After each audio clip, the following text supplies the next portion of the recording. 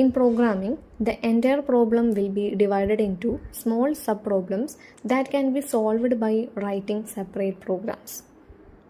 This kind of approach is known as modular programming. ഒരു പ്രോഗ്രാമിങ്ങിൽ entire ആയിട്ടുള്ള ഒരു പ്രോബ്ലത്തിന് നമ്മൾ സബ് പ്രോബ്ലംസ് ആക്കിയിട്ട് സബ് ഡിവൈഡ് ചെയ്യുന്നു.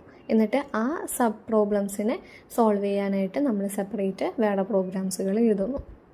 അപ്പോൾ ഇങ്ങനെ ചെയ്യുന്ന ഓരോ സബ് പ്രോബ്ലംസ് എന്തായിരിക്കും? ഇൻഡിപെൻഡൻ്റ് ആയിരിക്കും. അപ്പോൾ നമ്മൾ ഓരോ സബ് പ്രോബ്ലംസ് സോൾവ് ചെയ്ത് പോയാൽ മതി. അപ്പോൾ നമുക്ക് ആ ഒരു എൻറ്റയർ പ്രോബ്ലത്തിനുള്ള സൊല്യൂഷൻ നമുക്കവിടെ കിട്ടും.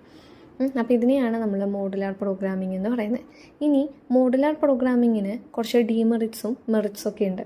അപ്പോൾ എന്താണ് ഈ മെറിറ്റ്സും ഡീമെറിറ്റ്സും? നമുക്ക് നോക്കാം. Merits of modular programming. എന്തായിരിക്കും മെറിറ്റ്സ്? ഗുണങ്ങൾ അല്ലെങ്കിൽ നേട്ടങ്ങൾ എന്തൊക്കെയായിരിക്കും ഒരു മോഡുലാർ പ്രോഗ്രാമിങ്ങിൻ്റെ? ഒന്നാമത്തെയാണ് reduces the size of the programme.